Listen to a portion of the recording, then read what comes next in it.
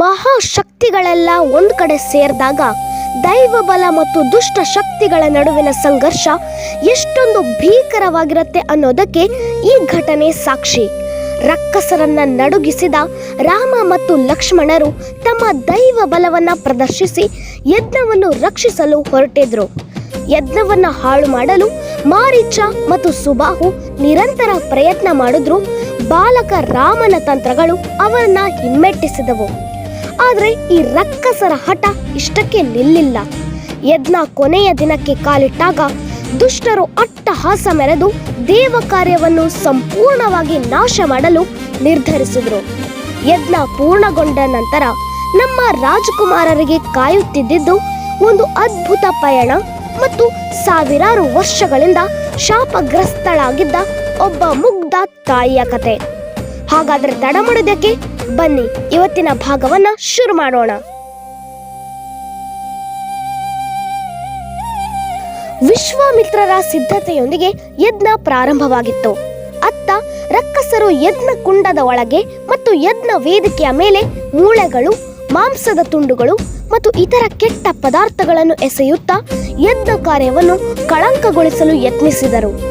ಇದನ್ನು ನೋಡಿದ ರಾಮನು ತಕ್ಷಣವೇ ಒಂದು ಬಾಣವನ್ನು ಬಿಟ್ಟ. ಆ ಬಾಣವು ಯಜ್ಞದ ಸ್ಥಳದ ಮೇಲೆ ಗಿರಿಯಂತೆ ಸುತ್ತುತ್ತಾ ಒಂದು ರಕ್ಷಣಾ ಕೊಡೆಯಂತೆ ಕೆಲಸ ಮಾಡತೊಡಗಿತು. ರಕ್ಕಸರು ಎಸೆದ ಎಲ್ಲ ಪದಾರ್ಥಗಳು ಆ ಬಾಣಕ್ಕೆ ತಾಗಿ ಪುನಃ ಹೊರತಳ್ಳಲ್ಪಟ್ಟವು ಅಥವಾ ತಿರುಗಿಸಿ ದೂರಕ್ಕೆ ಎಸೆಯಲ್ಪಟ್ಟವು. ಈ ವಿದ್ಯಮಾನ ರಕ್ಕಸರನ್ನು ಇನ್ನಿಲ್ಲದಂತೆ ಕೆರಳಿಸಿತು. ಯಜ್ಞವನ್ನು ಹಾಳುಗೆಡವಲು ಬೇರೇನಾದರೂ ಹೊಸ ದಾರಿ ಇದೆಯಾ ಎಂದು ಹುಡುಕುತ್ತಾ ಅವರು ಆ ಸ್ಥಳದ ಸುತ್ತಲೂ ಓಡಾಡಿದ್ರು. ಹೀಗೆ ಅವರು 5 ದಿನಗಳ ಪೂರ್ತಿ ಎಷ್ಟೋ ಬಾರಿ ಪ್ರಯತ್ನಿಸಿದ್ರು. ಎಲ್ಲದರಲ್ಲೂ ಸೋಲನ್ನೇ ಕಂಡರು. 6ನೆಯ ದಿನ ಯಜ್ಞ ಸಂಪೂರ್ಣಗೊಳ್ಳಬೇಕಿತ್ತು. ರಕ್ಕಸರು ಬೇರೆಲ್ಲ ತಂತ್ರಗಳನ್ನು ಬಿಟ್ಟು ಈ ಬಾರಿ ಸನ್ಯಾಸಿಗಳತ್ತ ನೇರವಾಗಿ ಮೂಳೆಯ ತುಂಡುಗಳನ್ನು ಎಸೆದು ಅವರ ಮೇಲೆ ಆಯುಧಗಳನ್ನು ಪ್ರಯೋಗಿಸಬೇಕೆಂದು ಗುರಿ ಹಾಕಿಕೊಂಡ್ರು. ಇತರ ದಿನಗಳಂತೆಯೇ ಆಶ್ರಮದ ಗಡಿಯಲ್ಲಿ ರಾಮ ಮತ್ತು ಲಕ್ಷ್ಮಣರು ಎಚ್ಚರಿಕೆಯಿಂದ ಪರಿಸ್ಥಿತಿಯನ್ನು ಗಮನಿಸುತ್ತಾ ನಿಂತಿದ್ರು. ಸನ್ಯಾಸಿಗಳಿಗೆ ತೊಂದರೆ ಕೊಡೋದಕ್ಕೆ ಉದ್ಯುಕ್ತರಾದ ರಕ್ಕಸರನ್ನು ಕಂಡ ರಾಮನ ತಾಳ್ಮೆ ಈ ಬಾರಿ ಕರಗಿತು. ಅವನು ಲಕ್ಷ್ಮಣನಿಗೆ ಹೇಳಿದನು, ಸಹೋದರ, ರಕ್ಕಸರು ಮತ್ತೆ ಮತ್ತೆ ಬಂದು ತಮ್ಮ ಸಾವಿಗಾಗಿ ತಾವೇ ಬಾವಿಯನ್ನು ತೋಡಿಕೊಳ್ಳುತ್ತಿದ್ದಾರೆ. ನಾವು ಅವರನ್ನು ನಿರಾಶೆಗೊಳಿಸುವುದು ಬೇಡ. ಕ್ಷಣ ಮಾತ್ರದಲ್ಲಿ ಲಕ್ಷ್ಮಣ ತನ್ನ ಬಿಲ್ಲಿನ ಮೇಲೆ ಬಾಣವನ್ನಿರಿಸಿದ. ಸಹೋದರ, ಸುಮ್ಮನೆ ನಿನ್ನ ಆದೇಶ ಕೊಡು, ನಾನು ಅವರನ್ನು ನರಕಕ್ಕೆ ಕಳುಹಿಸುತ್ತೇನೆ. ರಾಮನು ಉತ್ಸಾಹದಿಂದ ನುಡಿದನು, ಸರಿ, ಹಾಗಾದರೆ ನೀನು ಸುಬಾಹುವಿಗೊಂದು ಗತಿ ಕಾಣಿಸು, ನಾನು ಮಾರೀಚನನ್ನು ಗಮನಿಸುತ್ತೇನೆ ಎಂದ. ಮುಂದಿನ ಕ್ಷಣ ಲಕ್ಷ್ಮಣನ ಬಾಣ ಸುಬಾಹುವನ್ನು ಭೇದಿಸಿ ಕಲ್ಲಿನಂತೆ ನೆಲಕ್ಕೆ ಉರುಳಿಸಿ ಕೊಂದು ಹಾಕಿತು. ಅತ್ತ ರಾಮನ ದೈವಿಕ ಬಾಣವು ಮಾರೀಚನನ್ನ ಸಮುದ್ರದಲ್ಲಿ 100 ಮೈಲಿಗಳವರೆಗೆ ಎಳೆದೊಯ್ಯಿತು. ಅವನು ನೋವಿನಿಂದ ಕಿರಿಚಿಕೊಂಡು ಸಮುದ್ರಕ್ಕೆ ಅಪ್ಪಳಿಸಿ ಅಸ್ವಸ್ಥನಾದ. ಹೀಗೆ 6ನೆಯ ದಿನ ಯಜ್ಞವು ಯಶಸ್ವಿಯಾಗಿ ಪೂರ್ಣಗೊಂಡಿತು. ಎಲ್ಲ ಸಾಧು ಸಂತರು ಮತ್ತು ಸನ್ಯಾಸಿಗಳು ತಮ್ಮ ಅಂತರಾಳದಿಂದ ರಾಮ ಲಕ್ಷ್ಮಣರಿಗೆ ಕೃತಜ್ಞತೆಗಳನ್ನು ಅರ್ಪಿಸಿದ್ರು. ಯಜ್ಞ ಪೂರ್ಣಗೊಂಡ ನಂತರ ಸನ್ಯಾಸಿಗಳು ನೆಮ್ಮದಿಯಿಂದ ಜೀವನ ಸಾಗಿಸ್ತಿದ್ರು. ಆಗ ಒಂದು ದಿನ ಮಹರ್ಷಿ ವಿಶ್ವಾಮಿತ್ರರಿಗೆ ಮಿಥಿಲೆಯ ರಾಜ ಜನಕ ಮಹಾರಾಜನಿಂದ ಒಂದು ಪತ್ರ ಬಂತು. ಅದರಲ್ಲಿ ತನ್ನ ಮಗಳು ಸೀತೆಯ ಸ್ವಯಂವರವು ನಡೆಯಲಿದ್ದು ಮಹರ್ಷಿಗಳು ತಮ್ಮ ಶಿಷ್ಯರೊಂದಿಗೆ ಆಗಮಿಸಬೇಕೆಂದು ವಿನಂತಿಸಲಾಗಿತ್ತು. ಮಹರ್ಷಿಗಳು ರಾಮ ಲಕ್ಷ್ಮಣರನ್ನು ಕರೆದು, ರಾಮ, ಮಿಥಿಲೆಯ ರಾಜ ನನ್ನನ್ನು ಸ್ವಯಂವರಕ್ಕೆ ಆಹ್ವಾನಿಸಿದ್ದಾನೆ. ನೀವು ಸಹ ನಮ್ಮೊಂದಿಗೆ ಬರಬೇಕೆಂಬುದು ನನ್ನ ಇಚ್ಛೆ. ಇದು ಒಳ್ಳೆಯ ಪ್ರವಾಸವಾಗಲಿದ್ದು ಅಲ್ಲಿ ಮನೋಹರ ದೃಶ್ಯಗಳನ್ನು ವೀಕ್ಷಿಸಬಹುದು ಎಂದರು. ರಾಜಕುಮಾರರು ತಕ್ಷಣವೇ ಕೈ ಮುಗಿದು, ಮಹಾಸ್ವಾಮಿ, ತಮ್ಮ ಇಚ್ಛೆಯಂತೆಯೇ ನಡೆಯುತ್ತೇವೆ ಎಂದು ವಿನೀತ ಭಾವದಿಂದ ನುಡಿದರು. ಮರುದಿನ ಎಲ್ಲ ಮೂವರು ಮಿಥಿಲೆಯತ್ತ ಪ್ರಯಾಣ ಬೆಳೆಸಿದರು.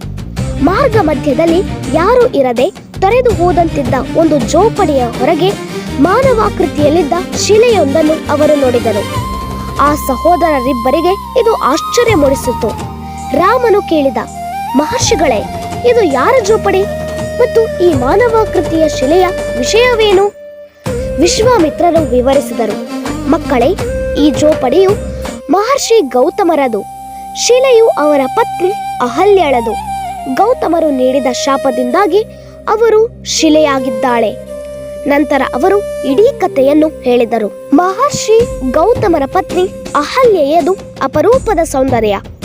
ಒಮ್ಮೆ ಅವಳನ್ನು ನೋಡಿದ ದೇವೇಂದ್ರನು ಅವಳ ಮೋಹಕ್ಕೆ ಒಳಗಾದ. ಅವಳನ್ನು ಪಡೆಯುವ ಸಲುವಾಗಿ ದೇವೇಂದ್ರನು ಒಂದು ಕುತಂತ್ರ ಮಾಡಿದ. ಅವನು ತನ್ನ ರೂಪವನ್ನು ಗೌತಮರಂತೆಯೇ ಬದಲಿಸಿಕೊಂಡು ಅಹಲ್ಯನೊಂದಿಗೆ ಸರಸ ಸಲ್ಲಾಪ ನಡೆಸಿದ.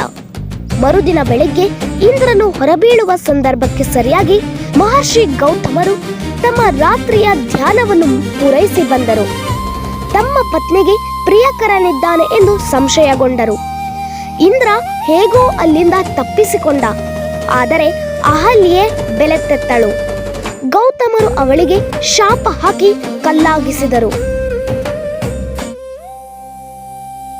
ರಾಮ, ನೀನು ನಿನ್ನ ಪಾದದಿಂದ ಶಿಲೆಯನ್ನು ಸ್ಪರ್ಶಿಸಿದರೆ ಶಾಪ ವಿಮೋಚನೆಯಾಗುತ್ತದೆ. ಹೋಗು ರಾಜಕುಮಾರನೇ, ಅವಳನ್ನು ಶಾಪದಿಂದ ವಿಮುಕ್ತಿಗೊಳಿಸು ಎಂದರು. ರಾಮ ಹಾಗೆಯೇ ಮಾಡಿದ.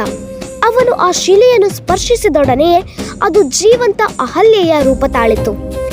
ರಾಮ ತನ್ನೆದುರು ನಿಂತುದನ್ನು ಕಂಡ ಅವಳು ತೀವ್ರ ಭಾವಪರವಶತೆಗೆ ಒಳಗಾದಳು. ನಿನ್ನ ಪಾದದ ಧೂಳನ್ನು ಸ್ವೀಕರಿಸುವ ಸೌಭಾಗ್ಯ ನನ್ನದು ಕಲುಷಿತ ಆತ್ಮ. ನಿನ್ನ ಕರುಣೆಯನ್ನು ಬೇಡುವೆ, ದಯಮಾಡಿ ನನಗೆ ಪೂರ್ಣ ಮುಕ್ತಿಯನ್ನು ನೀಡು ಎಂದಳು. ಹೋಗು ಆರ್ಯೆ, ನಿನ್ನ ಪತಿಯನ್ನು ಸ್ವರ್ಗದಲ್ಲಿ ಸೇರ ಹೋಗು ಎಂದು ರಾಮ ಕಾರುಣ್ಯದಿಂದ ಆಶೀರ್ವದಿಸಿದ. ಪೂರ್ಣ ಮುಕ್ತಿ ಪಡೆದ ಅಹಲ್ಯೆ ಸ್ವರ್ಗದತ್ತ ಮಿಂಚಿನಂತೆ ಹೋದಳು. ಮಹರ್ಷಿ ವಿಶ್ವಾಮಿತ್ರರು ತಮ್ಮ ಪ್ರೀತಿ ಪಾತ್ರ ರಾಜಕುಮಾರರೊಂದಿಗೆ ಮುನ್ನಡೆದರು. ಅಯೋಧ್ಯೆಯ ರಾಜಕುಮಾರರಾದ ರಾಮ ಮತ್ತು ಲಕ್ಷ್ಮಣರು ಈಗ ಮಿಥಿಲೆಗೆ ಹೊರಟಿದ್ದಾರೆ. ವಿಶ್ವಾಮಿತ್ರರು ರಾಮ ಲಕ್ಷ್ಮಣರೊಂದಿಗೆ ಮಿಥಿಲೆಗೆ ಹೋಗಿದ್ಯಾಕೆ? ಜನಕ ಮಹಾರಾಜ ಮಾಡಿದ ಭವ್ಯ ಏರ್ಪಾಡುಗಳೇನು?